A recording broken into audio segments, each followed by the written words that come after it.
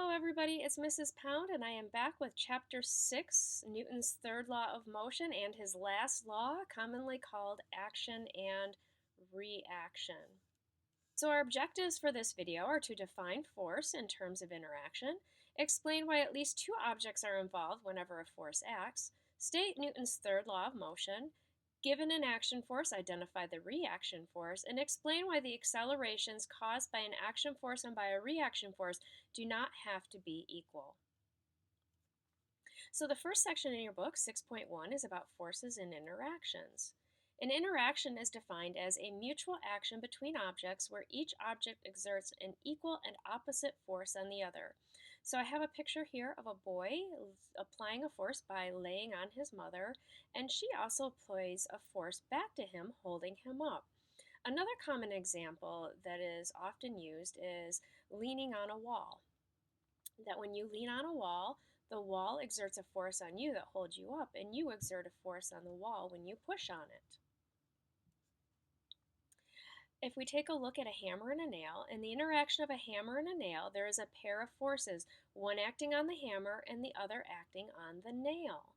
And you can feel that when you hammer. When you hammer a nail, you can see the nail going into the board, but you can also feel a force pushing back on you on your hand.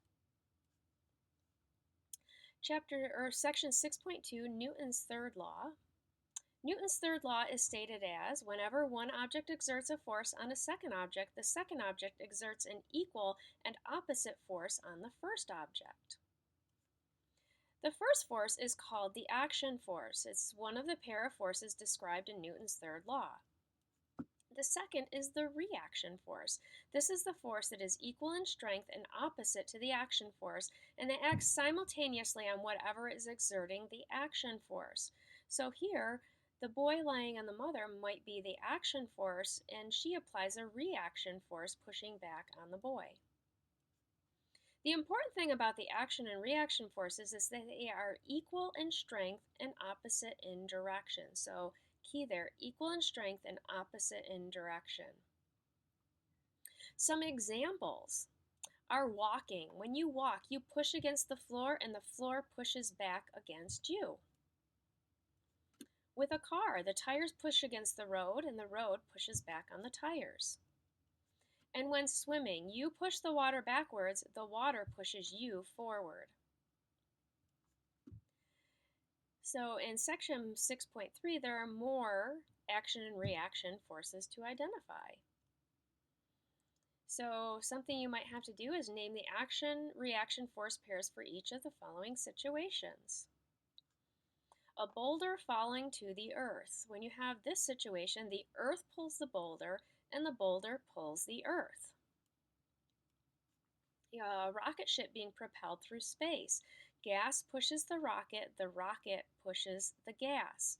In this case, we often think that the rocket is pushing against the air, but in space, remember, there is no air.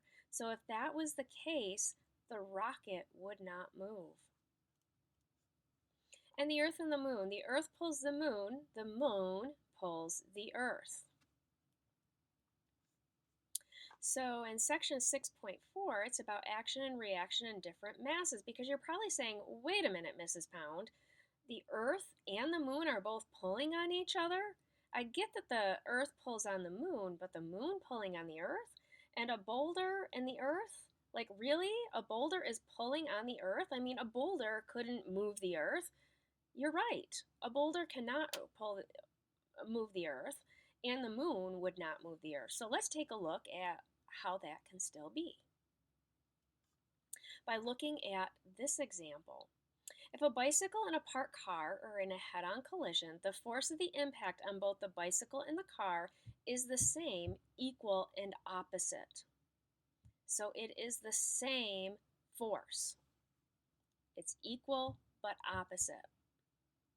However, the bicycle moves more after the collision than the car because it has less mass. Therefore, it will accelerate more. This goes back to Newton's second law. Force, relating force, mass, and acceleration. If you have a small mass, you'll have more acceleration from the same force. And also the car law, it also applies to the first law in that the car will have more inertia as well because it has a larger mass. We can also relate this to bugs.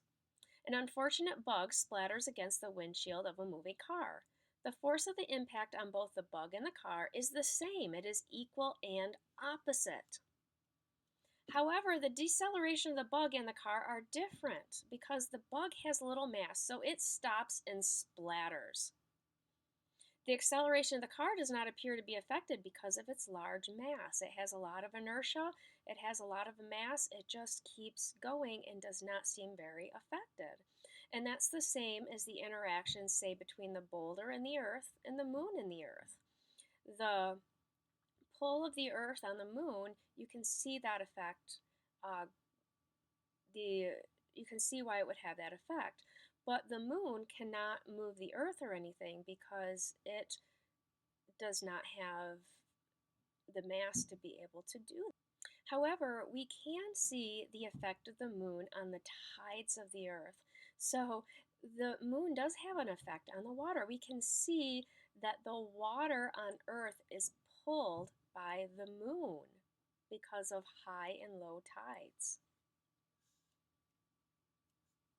So our objectives today were to define force in terms of interaction, explain why at least two objects are involved whenever a force acts, state Newton's third law of motion, given an action force, identify the reaction force, and explain why the accelerations caused by an action force and by a reaction force do not have to be equal. So don't forget your 5 questions, and I'll be back with another video.